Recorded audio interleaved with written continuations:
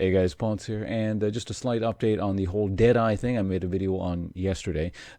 Remember in the Word file or whatever, you guys saw the video, it mentioned Garen, Sona, and Vi.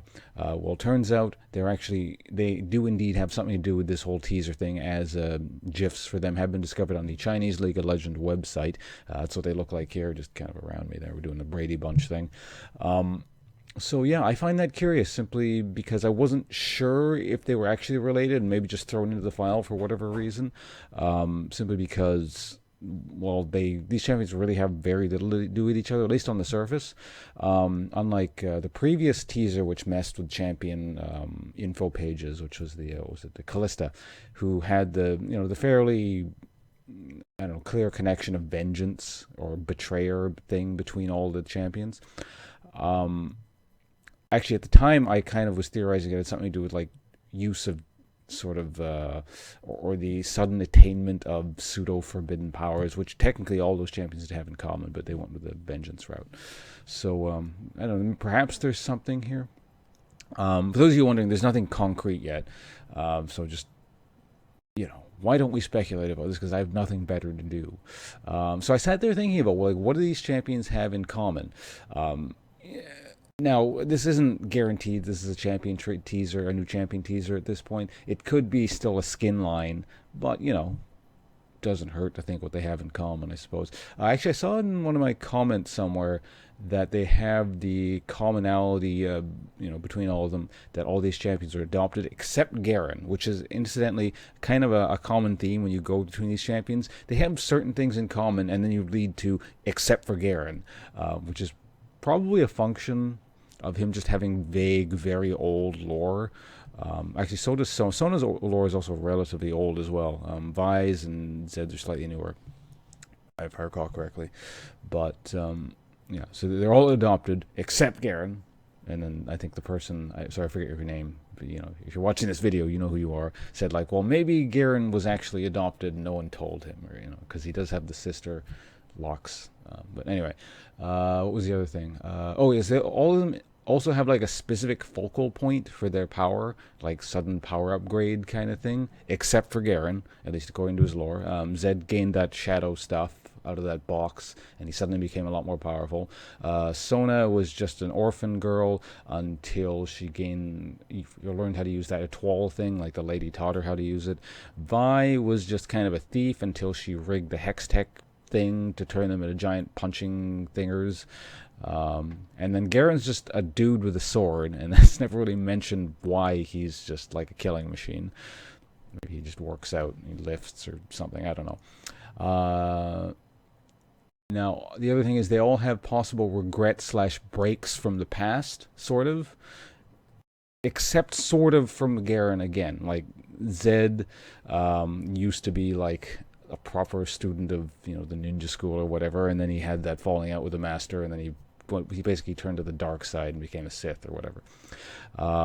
Vi used to be a thief and then had a conflict with her old gang's sort of moral code because they left a bunch of people to die, and then so she turned into sort of this Robin Hood like figure, and then eventually actually started working for the law.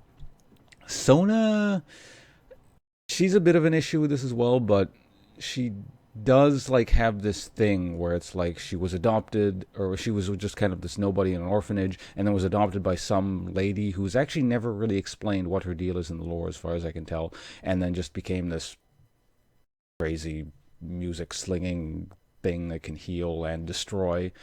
Perhaps it's also sort of a sense of a regret that she can't speak or something. Maybe that's the kind of thing from her past. And in Garen's case, again, it's a sort of thing. He doesn't really have any kind of break. It's just sort of pseudo-implied in his lore that, like, he's got that weird, like, romantic possible interaction thing with Katarina, and before that he was, like, super straight edge, and now it's, like, forbidden love thing, sort of, but not really. The other thing, the one thing that they at least all do have in common is so we're going to start with Garen this time. In the case of Garen, if you're going to go with that whole Katarina thing, they would all have like an individual who sort of is leading them down a new path in life, sort of thing. So in that case, I guess it would be Katarina, just sort of introducing the element of, I don't know, doubt or, questioning of his old ways, his old straight edge ways, if you will. Vi, in her case, that would have been, what's her name? She's now partnered with Caitlyn, so basically an individual that she sort of answers to. Actually, I guess in that case, if you're talking about sort of individuals that they answer to, Garen would answer to Jarvan. But anyway, so yeah, there's Vi with Caitlyn. Sona with, she was an orphan girl who knew nothing and then was trained by this mysterious, whatever the hell her name was. I don't remember what it was. If you want to look it up, it's in her lore somewhere. So yeah, this person basically led her into her new life. And then in Zed's case, it was like he was an orphan and then was picked up by the ninja master dude, so Shen's dad. And then technically abandoned that path, so it doesn't quite work there, but there was like this dude that led him down a new path sort of thing. Or if you want to consider the box of shadows or whatever that was, Zed opened, that would be the new dude, or the dude that led him down a different path.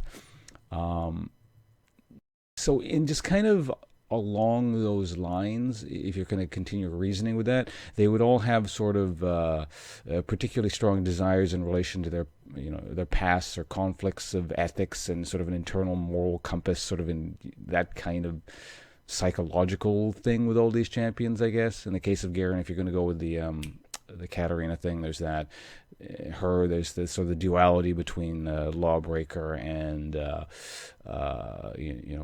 thing of the law. In her case, not so much duality, but I guess he's just going from orphan to person who sells out auditoriums and is a super famous musician that can move the hearts of even individuals like Swain. It's in her lore. And there's that. Although, so I suppose there's the duality where it's kind of noted that she's, generally speaking, it seems she's more peaceful, but also knows how to completely destroy things, and she kind of trains that in secret. And then, of course, there's Zed, who's probably the more obvious, or one of the more obvious cases of this, where he was like an actual, proper ninja student, and then he's tempted down the dark side and then kills his master. So presumably you can infer some regret in there.